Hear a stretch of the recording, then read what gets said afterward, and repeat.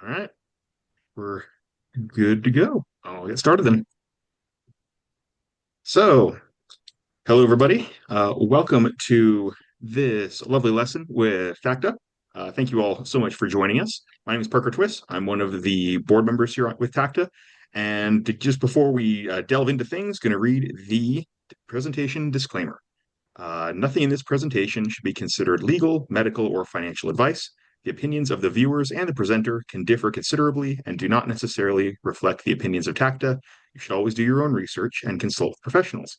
In order to maintain the flow of presentation, we kindly request that questions be held until the designated Q&A period. You're welcome to enter questions in the chat at any time, and they will be reviewed after the presentation. For this meeting, we will be pausing for questions as when directed and indicated, in addition to at the end of the meeting. So tonight's topic is, with a drum roll, is how shelter design changes survival in a nuclear event. And the person who's going to be presenting this is none other than Sharon Packer. She has served on the board of directors for TACDA for 20 years and been dedicated to civil defense and preparedness most of her life. And we are very, very glad to have her here. So yeah, Sharon, take it away. Thank you, Parker. It's a pleasure to be here with you tonight again. Tonight we're going to be talking about the design of blast shelters. Next month we'll discuss more of a fallout type shelter, which is kind of more of a do-it-yourself type shelter sometimes. Blast shelters are much more complex. They're technical. They require the use of a accredited licensed civil engineer. So I hope that you will keep that in mind as you go through these design concepts, and that you'll realize it's not a do-it-yourself type project.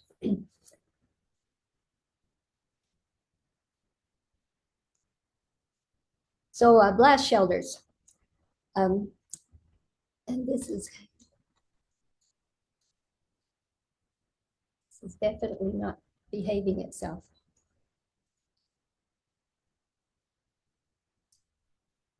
So we're going to be looking at the electromagnetic pulse, blast radiation, and the thermal pulse. We've got to consider plumbing and lighting and ventilation, air filtration, entrances, doors, airlocks, and alternative energy sources. And so we'll be talking about all of these as we go through the presentation. But first we should consider what are the primary targets that we are concerned about, where compared to where we're locating our shelter. Will we be near military bases, seaports, munition bunkers, airports, command and control, large populations? And I think you all understand basically what a primary target is. And if you're living within a few miles of these types of targets, you really need to be considering a blast shelter rather than a fallout shelter. Secondary targets, of course, would be like refineries and power stations, dams, railroad stations, railway bridges, things like that are maybe not going to require the use of a nuclear weapon, but could. And so I would consider myself vulnerable if I were within a few miles of those as well. I wanted to talk a little about the wind velocity. At 1 psi, we're looking at about 35 miles per hour. 7 to 10 miles, we're looking maybe at cracked foundations. We can survive that in our basements. But you get to 5 psi, and that's within 3.5 to 5 miles, depending on the yield of the weapon. Your home is not going to survive. And so that requires then that you have a good blast shelter, either associated with your home or else to the side someplace. And 20 psi, you're looking at 500 mile per hour winds, and 30 psi, 670 mile per hour winds. And so they're so extreme that it's just an amazing velocity of those winds. And if we consider thunderstorms, at 100 mile per hour, but hurricanes, that is that's a lot of damage in tornadoes at 100. Let's look that tornado goes up to a 300 mile per hour. But look at that 20 psi at 500 miles per hour. And so it's not sustained like in a hurricane or a tornado might last longer, but that blast is going to be extreme. So if we looked at the 1 megaton blast, for instance, we're going to see light damage in maybe 5 to 9 miles, but moderate damage in that 3 to 5 mile area. But look at the burn, the fire danger in that 3 to 5 mile zone, and severe damage to commercial buildings in that 1.7 to 3 miles, and then total destruction up to 1.7 miles.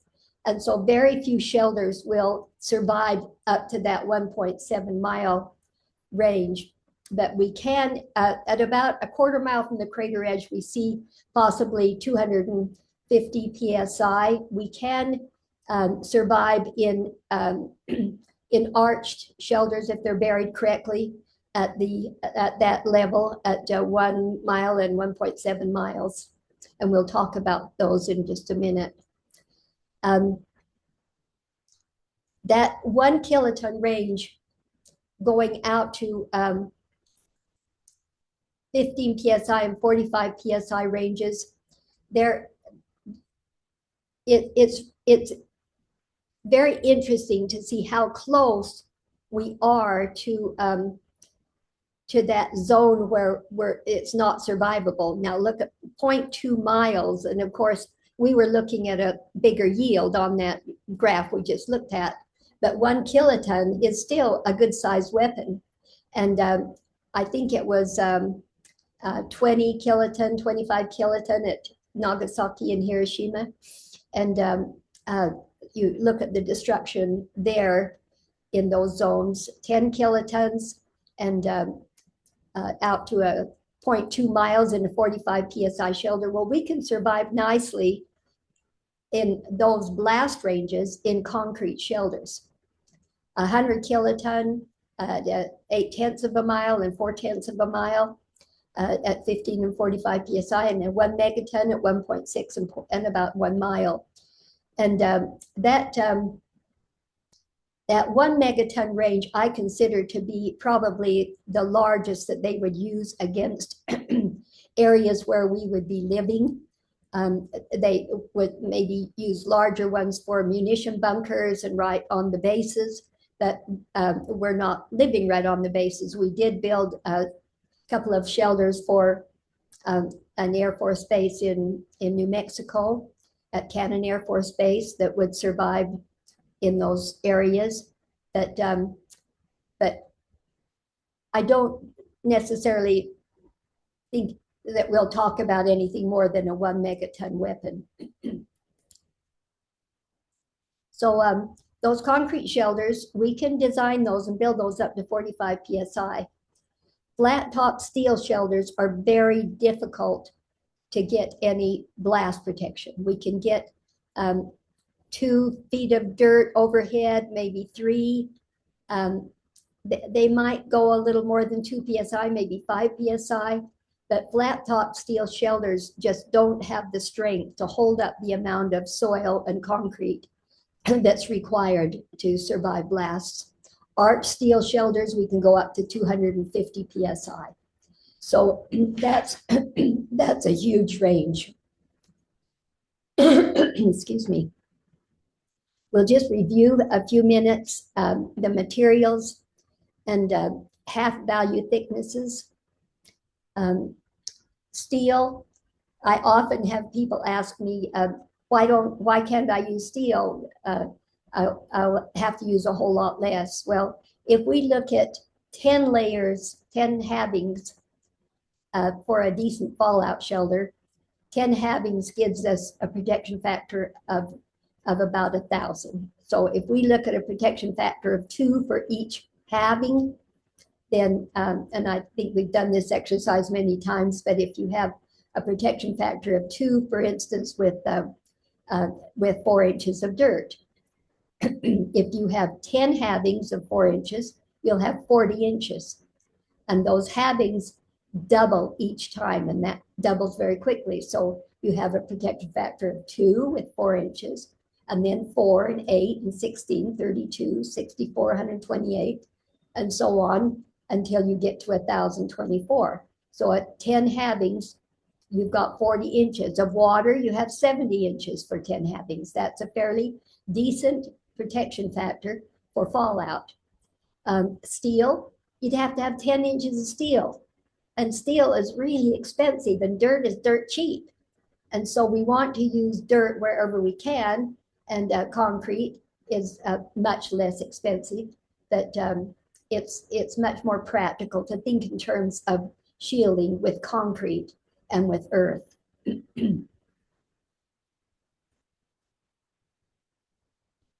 We'll talk a few minutes about radiation. I'm going to cover that a little more in our next meeting when we're talking about fallout shelters, but I did want to talk a little bit about the types of radiation. That initial radiation lasts a minute or less. It's just immediate. And so we don't talk about radiation levels, we talk about initial radiation accumulation. It's so fast. Gamma radiation we'll see over a period of 2 weeks. And 2 weeks is, I think we've talked about the 7-10 rule. I'm not sure if I have that slide in here or not, but after 7 hours, we've lost 90% of the gamma radiation. After 2 days, we've lost another 90%, and after 2 weeks, we've lost another 90%. So we've only got 1,000th of the radiation, the gamma radiation, in 2 weeks' time.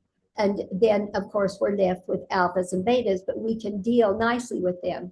For our shelters, we're concerned about gammas and initial radiation, and we can deal with those for that period of time. Are there any questions about these concepts before we go on about initial radiation and gamma? Initial radiation or neutrons, and has anyone come in with a question on that? Parker? A few. There was one about, let's see, that got answered about the approximate blast magnitude from bombs from Russia. That got answered.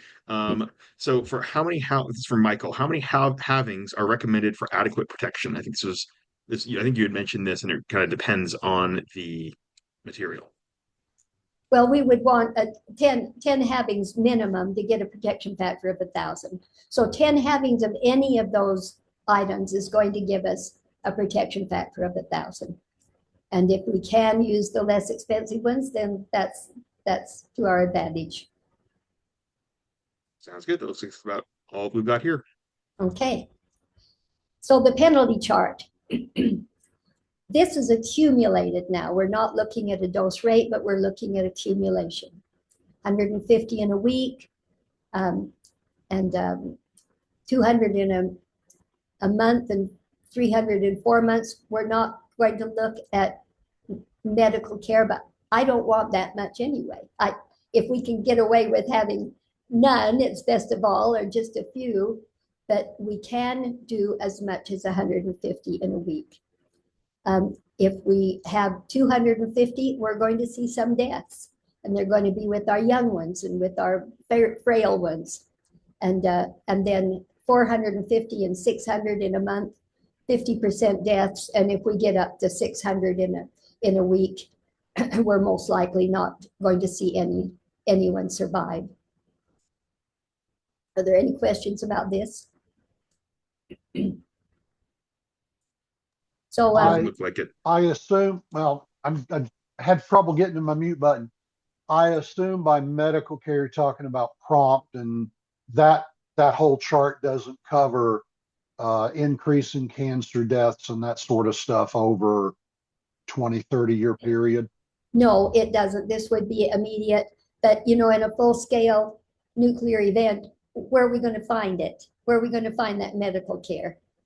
We can do the best we can with medications that we've stored, but the likelihood that we're going to have medical care outside of our own shelters and our own small community is just about zero.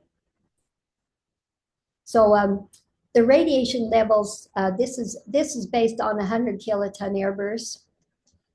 And if we're looking at distance in miles, this is looking at the neutrons, which is the initial radiation, that radiation that lasts only a minute. Gammas accumulated over in that area, plus the neutrons, give us a total of 5,817 rads in that 0.8 tenths of a mile range. Now, we're not going to begin to survive there without a hardened blast shelter and a lot of shielding. At 9/10, 2006-11, you look down at 1.5 miles, we're clear down to 42. So the initial radiation pretty much doesn't exist beyond 1.5 miles. So this does provide some advantages. Of course, we've got air bursts, depending on the optimal height of burst. That air burst might be 1.5 miles high. And so we're not going to have initial radiation from maybe a large yield weapon that's 1.5 miles high. We won't see initial radiation. We will see very little gamma. But when they're on the ground or very near the ground, then we're going to see more of the gammas, and certainly those neutrons, anything up to about 1 mile is going to be significant, those neutrons, that initial radiation. So we'll kind of maybe come back to this slide, but that initial radiation zone, and I'm going to go back to this area. So in this 1.7 mile area right here, this is the range of initial radiation.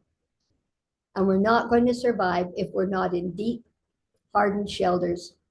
And we're going to have, so if we had 6,000 rads in that first little time period, we've got to have more than a protection factor of 1,000, because it's going to, the gammas will continue to be very, very high. And so this area, we've got to be able to go real deep and have a good blast hardened shelter.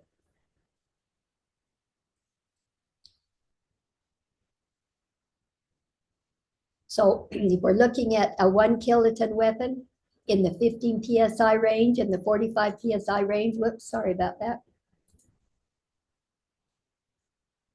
We're going to be 6,000 rads plus in this range. That's a lot of radiation. So we've got to have a lot of shielding. And so that 0.2 mile range, you know, in Nagasaki and Hiroshima, there most all of the deaths came, and of course some from the blast, but most of them came from that initial radiation. The gamma radiation, when it's an airburst, it doesn't touch the ground, then we don't get a significant amount of gamma radiation, because it will a ground burst will pick up the dirt and debris and pull it up through the stem of that cloud and up into the fireball, and that then as it travels along the stratospheric winds, the prevailing winds, it's going to drop that out. And after it's been combined with all of those radioactive isotopes, all of that dirt and debris, we're going to drop that along wherever that cloud is going. And so we're going to pick up between 1/2 and 1 times the yield of the weapon. So if we've got a 1 megaton weapon, we've got between 500,000 and 1 million tons of TNT, or tons of dirt equivalent, that we're going to drop along the way. So that's where we're going to get those radiation levels. But this initial radiation area is significant, and we've got to keep this in mind when we're building our concrete shelters in particular. And the entrances are very very difficult to make correctly because we can't be having this type of radiation come into those shelters. So why do I need a blast shelter? Well, we'll just have to look and see how close are we to a primary and secondary target, and then we consider that in our design scenarios. We've also got to consider the burns. First degree burns, 10 to 12 miles. Well, if we're not underground, we're going to be burned. And in that 10 to 12 mile range, we're going to see homes burning, and a lot of the trees in the woods are burning. Second degree burns, 10 miles, third degree, 8.5, but lethal burns, 0 to 8.5 miles. And so we're out of that 45 PSI zone at 8.5 miles. And so, and at 10 miles, we maybe don't need a blast shelter, but we sure better be deep underground to escape that thermal effect. So this is what 1 PSI does at about 12 to 15 miles, depending on the yield. 1 PSI, that home is not standing. You know, it could be at maybe 15 miles, we maybe just have cracked foundations, but as it gets into the 2 PSI zone, you're going to have, your home is basically destroyed. You look at the 5 PSI and even 2 to 5 PSI, but 5 PSI, that home is gone. And so where is your shelter? If you're sheltering in your basement and you haven't done it correctly and haven't got a blast shelter that's shielding that ceiling, then you've lost your shielding for one thing, and everything's falling down on you for another. Over 5 PSI, then sometimes that might be blown away from you, but the neighbor's house might be blown into you. So you can't count on that being blown away from your shelter. But those are significant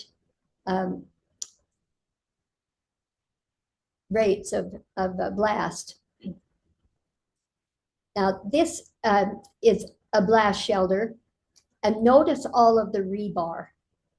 The rebar is tying every wall to the next wall, every wall to the floor, every floor to the footings, and now the rebar is going to turn and be tied to the ceiling.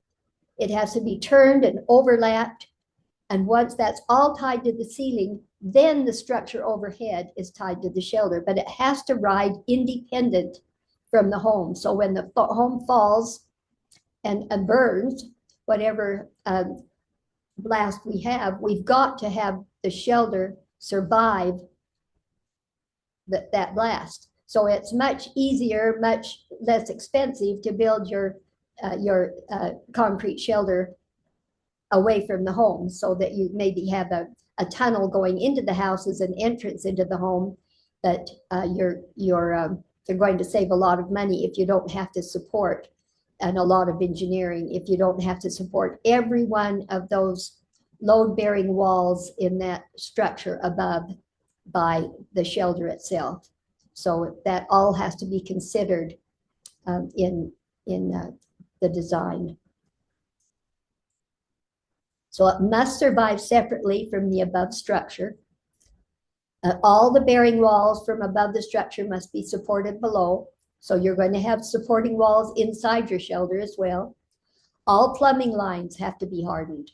So we're not going to be able to use the city sewer, because it'll back up. And I've had more than one person call me and say their shelter has flooded with sewage because they hooked up to the municipal sewage line. Also, if you're depending on a septic tank, well, septic tanks fail at 5 PSI. They're not hardened structure. They don't have the rebar. And so if you're maybe, if your septic tank is below your shelter, maybe you're on a hill and the septic tank is further down on a hill, then it may be that it would still keep running, but the septic tank won't survive over 5 psi. So we've got to have hardened holding tanks inside a blast shelter. And all of the lines to that holding tank have to be hardened, because that blast is going to affect every part of that shelter. We want you to have some EMP protection. Some people want entire rooms protected because they have critical infrastructures that they have to protect. Every wall, all ceiling, all 6 sides of the room will have to be lined with metal in order to get that EMP protection and to have it be a Faraday cage. But if you're going to save some money, then you want to get a good Faraday cage inside there where you can put your critical communication systems, your chargers for your batteries, your inverters, your solar chargers.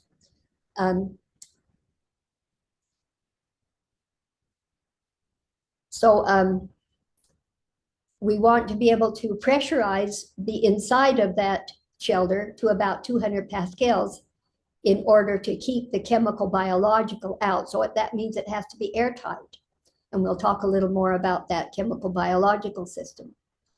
The blast doors, if you're going to have a true blast door, then it needs to be placed outside of the door frame. If you put it inside the door frame, then the likelihood with the blast and the movement, and even in an earthquake, you're going to jam that door and you won't be able to open it.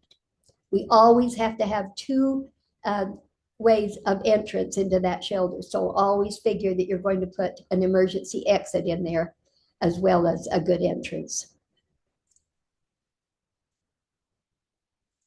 So when we're going to be doing all of this, we're going to be defining the explosion size. We're going to do a geotechnical study. A good geotechnical engineer will come in and tell you about your water table. How high is that water table? And what kind of drainage do we have to have? The dirt, when we have clay type soil, that makes a big difference on how we install that shelter. And so we need to know if there's great big rocks in it. So that geotechnical study is extremely important. You want to determine your distance from your target and what you consider to be the peak overpressures that you're going to have to work with.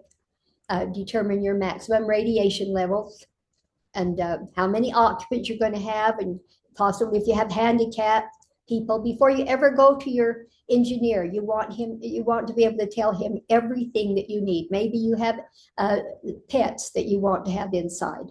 We designed a shelter recently with a pet station, and they will be able to take all of that into consideration, but think ahead for that. So displacement and concussion, and this is something that we don't think a lot about.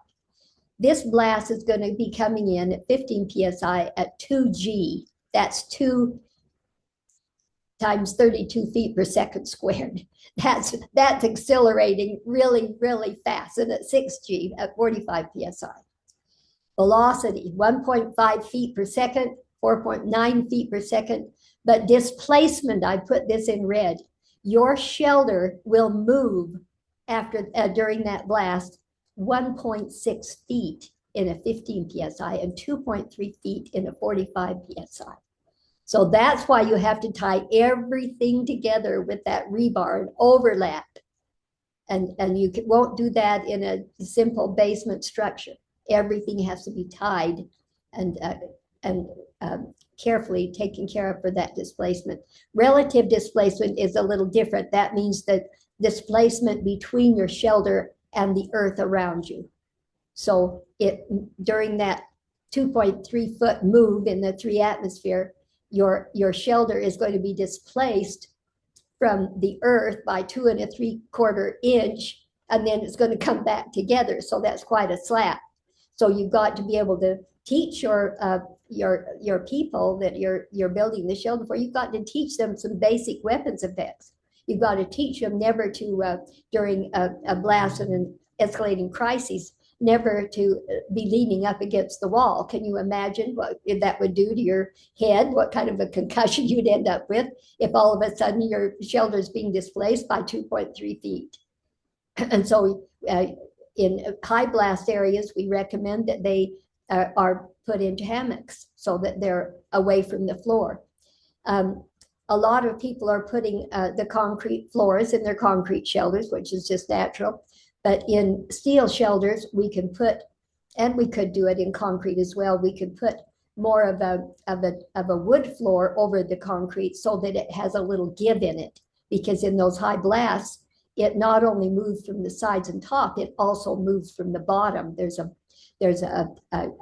huge blast from the bottom that can break your legs. So we've got to educate our clients to these weapons effects. Are there any questions at this point? Yes, actually. The question is, how do you harden the plumbing lines for individual septic tanks? Well, the septic tanks, of course, like I say, they're most likely not going to be, we can't harden that septic tank anything more than 5 psi. But you have to have joints that are going to give. And so, you know, the solid, you know, if they're moving, if those pipes are moving 2.3 feet with your shelter, you're going to have quite a bit of give in those pipes as well. So you've got to rely on your engineer to help you with that type of a plan. But that's one of the biggest problems we have. We see, you know, people are bringing in electrical lines from above, or they'd snap in a blast and in that type of movement. But in particular, the plumbing lines, the water coming in, and and the plumbing. Any more? Looks like that's about it. That was from Michael. They also mentioned that there are EMP paints available for rooms. I can't speak to. I don't know if you are aware of those or can help us. Oh, and actually, I've got another question from Mike. What should you look for in selecting an architect to design a shelter? Make sure that he's a certified civil engineer with experience with blast. Make sure that he can certify, that he can give you a permit, that he is has got all of the requirements he needs, and you really need more than one engineer. We work with several engineers in our company: civil engineer, geotech, engineer, electrical engineer. So you and an architect. You need a good architect. So you might want to find a good shelter company that has all of those people on board, so you're not finding individual ones. So yep, that's all the questions we got now. Okay, thanks. The blast loading, again, comes from the top, comes from the sides, comes from the bottom. Every direction. You wouldn't think you'd have to worry about blast on the bottom, but it does. There's a blast slap from the bottom.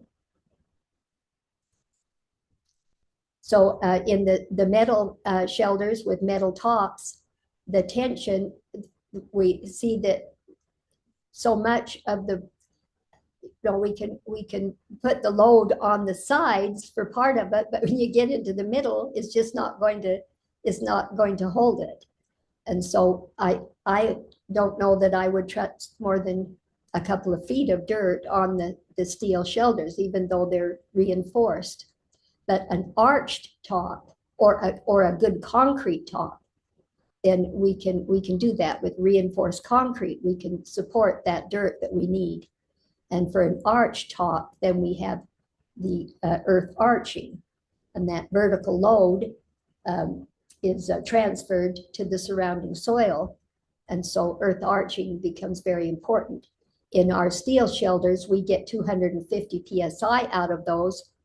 And if we bury them at twice their diameter, and we bury them properly, if we put and I think I do have a slide on the installation of those.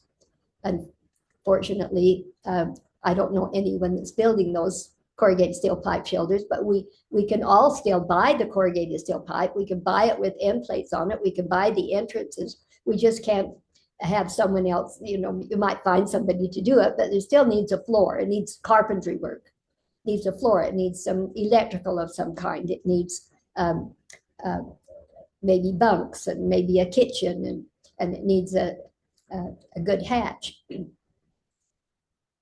So that earth arching is extremely important, but I don't know of any other way to get that earth arching for those big loads like 250, that those big blast loads of like 250, other than with an arched ceiling, unless you go way, way, way underneath the earth with those concrete structures like the military builds that we are not capable of doing.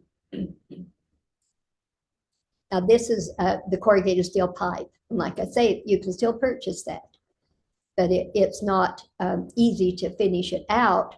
And in order to put the floors in, because you don't want to be running along on an arched floor, the only way we found that we could put in a floor on this would be to use 2x6s that run all the way along the side, and then to bolt those through the 2x6 through the corrugated steel pipe. And we know what gauges you could use, and then of course you put cross beams, and then you put the plywood over the top of that. But it gives you good space underneath for storage, and it gives you a floor that gives, that won't break your legs in a blast, and you can get all of your ventilation systems and everything inside. This is the installation process of corrugated steel pipe if you're in those areas of high blast. So you do it at double the diameter, and then you put crushed rock. It's 3/4 inch minus crushed rock, not pea gravel, because pea gravel will roll and your shelter will roll and you'll never be able to get it straight. So the crushed rock then turns and locks under pressure. And then above that crushed rock, then you can put engineer's fill, and then the topsoil above that. But I like to bring the crushed rock at least to the top of the pipe. Any questions now on this? This is a picture of the crushed rock that we're filling, and you can't do this with a bobcat. You've got to have a big track hoe, because when you drop that crushed rock on these big corrugated steel pipe shelters, it has to load evenly on both sides, because they give away so easily. They're just 12 gauge, up to 10 feet diameter, and if you don't load them on each side, then you'll have a very squashed, crooked looking shelter. But it has to be loaded equally at both sides. Parker, is there any questions there? Yep, we've got one from Michael of what did you mean by bury at twice their diameter? Okay, so if I have this particular shelter is 10 foot in diameter, I'd put it in a 20-foot hole. So I've got a full diameter on top, and the bottom of the shelter sits at 2 diameters down. So an 8-foot shelter goes into a 16-foot hole. You can make a decent shelter out of 7-foot diameter corrugated steel pipe. Don't even have to have a floor in that. You can put I've got some designs that I'd be happy to share with anybody that wants to do that. That's it for questions. I think that answers it. So here again, we see this 1 megaton blast, and just pay particular attention there at that 1.7 miles. That is the area that you really need some heavy blast shelter in there. If your concrete shelter isn't providing enough shielding to protect you from that 6,000 rads, then you're not going to survive in it. But out at 3 miles and 5 miles, then you can survive. And you might say, well, that's beyond the 45 PSI level or beyond the 15 PSI level. I don't need a blast shelter. But you still need the structure of the blast shelter, because you need to tie your home, and you need to have that shelter ride separately from the home. You've got to have it so that when that in that 5 psi zone where you have that wind come and blow your house down, you don't want to lose your roof. You've got to have enough shielding in that roof to survive without the house above. Now, this concrete shelter, this is some of the recommendations by the Swiss designs, and we go by pretty close to this. Now, you'll see that in a one-story building, that ceiling, they're recommending 12 inches, and I don't know if we can get this across enough to see the other part of it. Looks like I messed it up. But can you see the 3 atmosphere over here, or can you see the whole thing, or are you seeing people on the right-hand side? Can you see the We're 14? good. We can see it. Yeah, we see everything for that diagram. We don't see anything outside of the numbers. Okay. Basically, the screen cuts off just after the 3 atmos. Okay, so it does show 3 atmosphere also? Yes. Or does it only show 1 atmosphere? It shows both 1 and 3. Okay, and so also figured in this shielding would be, of course, the mass of the home above. Now we're hoping that home will survive and continue to give us the shielding. Also the distance, and so the distance formulas, if we're in a small diameter, like a small diameter entrance, you're going to get an inverse square law, where if you took a reading 2 feet below the ceiling, and then you took another reading at 6 feet below the ceiling, which is 3 times as far as 2 feet below the ceiling, you would square that and have 1/9 of the radiation. And so if you took a level of 2 feet below the ceiling and you were 10 feet, you took another level at 10 feet below, you would expect it to be 25 times less. So that's the inverse square law, but it really only works for small diameter entrances, like up to 48 inches. In a house, we're not going to get that kind of decay rates. We're not going to have the distance formula is not going to work as well. So it might work without the square. So if I were 2 feet below the ceiling and then took a reading at 6 feet below the ceiling, I would expect maybe I'd have 1/3 less, not 1/9. And that was kind of a rule of thumb that was given to us by Ed York there at the Nevada test site.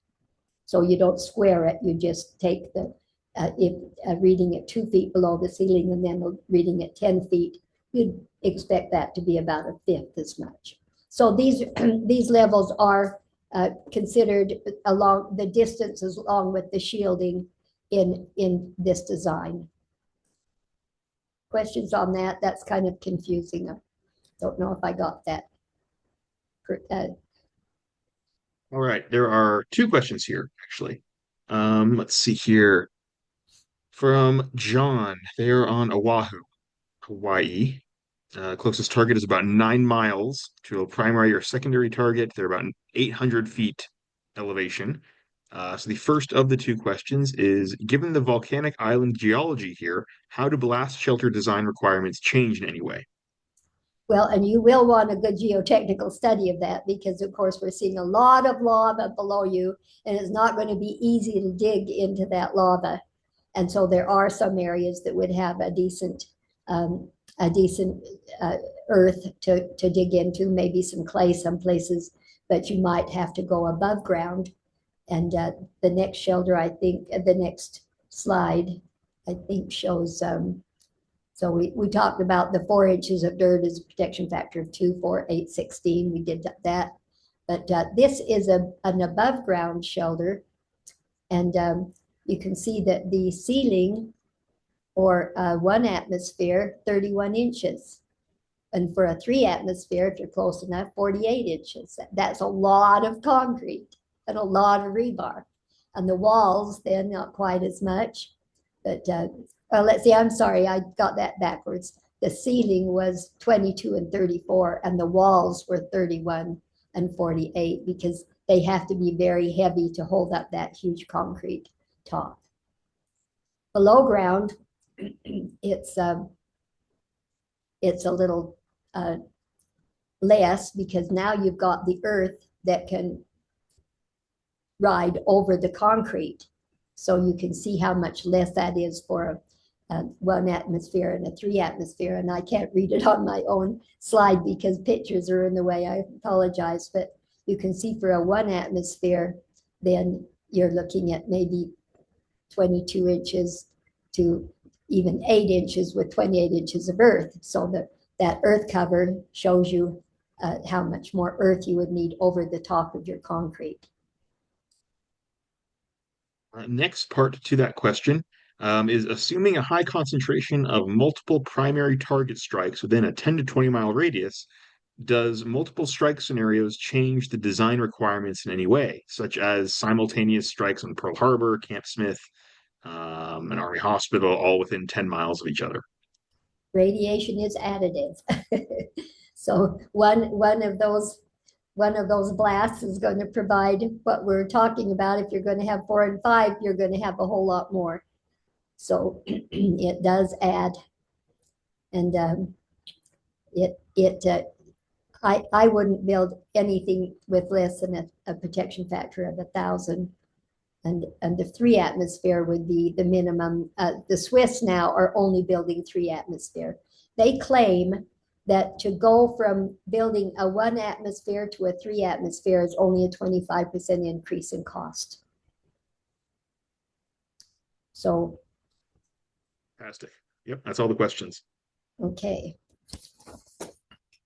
And I don't know if I covered this in my slides or not, but if we were looking at maybe a 320-foot shelter, square foot shelter, we've estimated that it would cost about $1,000 per square foot to build a hardened shelter with the hardened plumbing, the hardened everything, water sources, everything. $1,000 a square foot. And then you've got design fees on that of probably $100 a square foot. And so it's going to be very expensive. If there's things that we can do to simplify our blast shelter, we don't have to have plumbing in our blast shelter. We don't have to have multi-use in our blast shelter. We can use dry toilets. The Swiss now have gone to using dry toilets, so they don't have to have, they do have holding tanks, but they're using during that 2 weeks where the radiation would be highest, they're only using dry toilets instead of the holding tanks. This is the door that we use on our concrete shelters. It's the Swiss door. This particular door is 8 inches thick. Notice that the inside of the shelter is to the, he's just walking out of the inside of the shelter. He's walking into the other part of the building. That door will swing then against the wall so that the blast pushes against the door, which pushes against the wall. So it's never caught inside that frame. And interior doors have a 4-inch concrete fill, but all of our exterior doors have an 8-inch concrete fill because that adds to the shielding as well. And we always want to put the if you're entering into a hall, make sure that you go down the hallways then before you go into the shelter. We want a 90-degree turn if we can get it, because every 90-degree turn on your entrance will attenuate 90% of the gamma radiation. That's a lot of attenuation. So we want to displace, to put those entrance doors in. Pardon me, I've got a cold that I'm not quite through.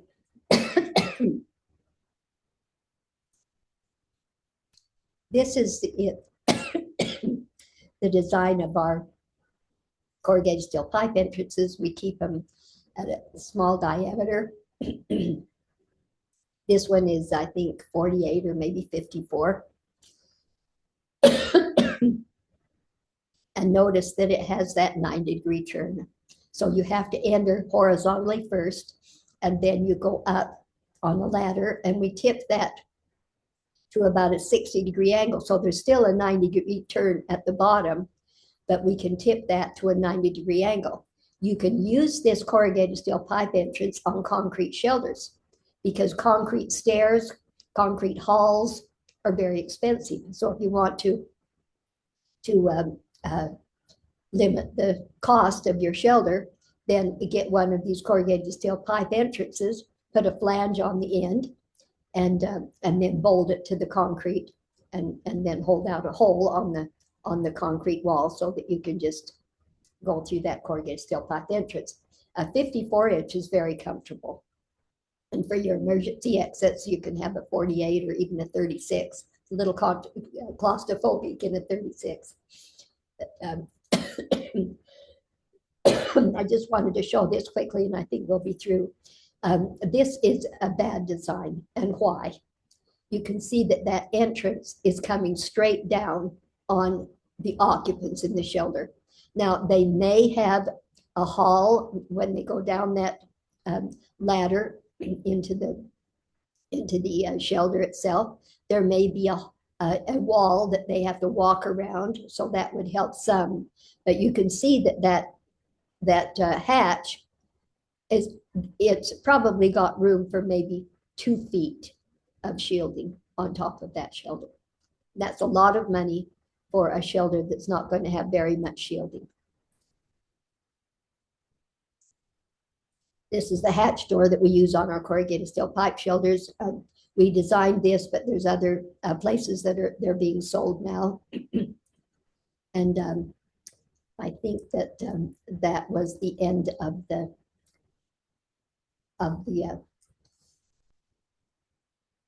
slides. And so, are there any more questions? I've left about 8 minutes. Yes, we do have some. Okay. So from Jim, we have the water table's fairly shallow in Florida. Digging a few feet down, you'll find water depending on the weather. How does one keep the water back? It's not an easy solution. We did do a nice underground shelter in Florida, and we did it instead of corrugated steel pipe because corrugated steel will leak. No, they're crimped together, and we always put a sealant in the crimp. Many of the corrugated steel pipe companies don't put a sealant in, but we go to a company that does put the sealant in the crimp. But it's still, we expect that it would leak if you put it into the water table. So with that pipe, that steel plate pipe, and it was a new, like a fuel tank. And so we dug the hole and we pumped for 2 weeks before we could get it empty enough to put that pipe down there. And then we had to put anchors on both sides on all the way down. So we anchored it all the way down. And then it came back and it was good. We've checked a number of times through the years and they've kept it dry. But most places in Florida, if you don't have a hill where you can get down a little ways, then you would need to build above ground. Now you can always, if I had a home with a high water table, and I had a probably an 8-foot diameter corrugated steel pipe shelter at that time, and I could only go down maybe 7 feet. Then I just bermed over the top of it, put a slippery slide on it and planted things. And then I had a nice big berm on it. It was a tall hill and it worked out just fine. So you can berm on top if you have enough room. But make sure that that berm is no more than a 30-degree slant because the winds will scour off your shielding if you make it any more than a 30-degree. I think that goes also in the next question of what about the sandy soil in Florida? Sandy soil is difficult because the rain just follows that sand down. So you have to have a drain field. We did a nice shelter in Florida that did have the water table was lower, but we knew that it would be collecting a lot of water. You disturb the soil and it will collect water. So we put a drain field in there, and she happened to have a hill not too far away, but you can put French drains around it, but make sure that you drain it real good. Let's see here. Next one is, will you be discussing the air handling system? And I thought that I had something on here on the air handler. Yeah, Do we have a minute more? Let's see if I can find it. you might have mentioned briefly.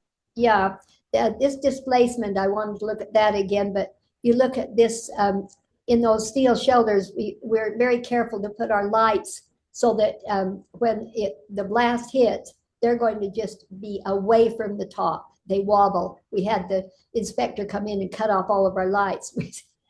We had to have them that way in order to keep the blast from breaking them. So we put them back on for you.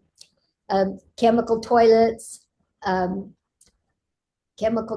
in private area, and gray water drains, and so of course the area where you can put the refuse from the chemical toilets into some kind of a canister until you can safely take them outside and bury it. So I don't know if low amperage lights, vibration shock, redundant light sources. There's the ventilation system, and that ventilation system has a high efficiency HEPA and charcoal filter in the bottom there. This canister, this is a BA 150. It has this hose that's been, the Swiss test all of their parts. This hose has been tested against those tiny, tiny little bacteria and viruses so they won't leak out. This is a pre-filter that comes through and blast valve, and then it's got a metering device so that you carefully meter the amount of air that's coming down. This it just takes less than just a few seconds to open this and then put it on both sides of the filter. But you have to meter how much air is going through and how fast it's going through in order for it to react with the charcoal and with the HEPA filter. I don't know if I have anything else. I think there's two final questions here as we're getting close to time. This one's a simple yes, no. Will the slide deck be shared? The what? Will the slides be shared in the future? I think that's. Oh, well, you can certainly see this. I'm not sure how we can share the slides. Roseanne, do you know how we can do that? Yeah, I can put them on the website. Taylor, we'll see if we can do that. I was prepared. We kind of out of time. I was prepared to talk about the way we the airlocks. Airlocks are decontamination rooms, and you can see you walk into an airlock here, and then you close both doors, and then there's valves here, and so the air, the ventilator forces the air through these valves until this comes to the positive pressure, and then you can open it and go into the rest of the shelter. But you have to rinse that 3 times, and so there's formulas. There it is to know how long. But I'd be happy to work that out with you. We want to keep those airlocks pretty small because otherwise it takes too long to sit in there to wait for it to clean itself 3 times. It might be worthwhile to make this a 3-part presentation instead of 2. You're up to it, Sharon. As I was going through it, I thought I probably will have time to do the airlocks in the next presentation. If I don't, then we can do another one. But the airlock, it's not extremely technical, but you can see it can either be a 2-part or 1-part. This is your entrance, and then you come into this airlock area, and you can go into the bathrooms and the showers and come back out. Then you go into the shelter room that way or the shelter room that way. These are all blast doors, those big PT 8-inch doors. But the airlock, if you want to go in and out of the shelter during threat time, you want to make sure that you have an airlock. But most people would go in and stay in because once you come in, you have to be all suited up with a gas mask to go out, and then you have to take it all off and change into other clothes and shower. So it's quite a nuisance to go in and out. So if you don't have to, then you would rather not. Totally understandable. I think the last brief question here is, have you ever made thermally insulated shelters? Maybe one corrugated pipe inside another with insulation between them. And I think that'll be the final question for. Okay. What we found is that the corrugated steel pipe shelters, even with just 5 or 6 feet of dirt on them, they never go below 55 degrees Fahrenheit. And every person is a 100-watt light bulb. So we get a bunch of people in there and it warms up pretty fast. Concrete, though, is different. Concrete is cold. So you almost have to have an electrical system, electric heat. If you're using a furnace or anything from your home above, then of course you have to be able to tie all of those furnace pipes with gas tight shutoff valves so that none of that chemical biological is coming from the upper rooms, and so then you don't have your heat anyway. But electric heat, then that means you have to have an alternative energy source with solar or generators. I do have slides on this presentation showing generator rooms, and so we could maybe talk about that a little bit next time too. So I think we'll be able to cover more next time about generator rooms and some of the other items that we've missed. Fantastic. Yeah, I think that looks like about it for questions. Thank you so much, Sharon, and thank you everybody Very for welcome. tuning in. Okay. Hope everyone has a fantastic rest of their night or morning, depending where you are in the world.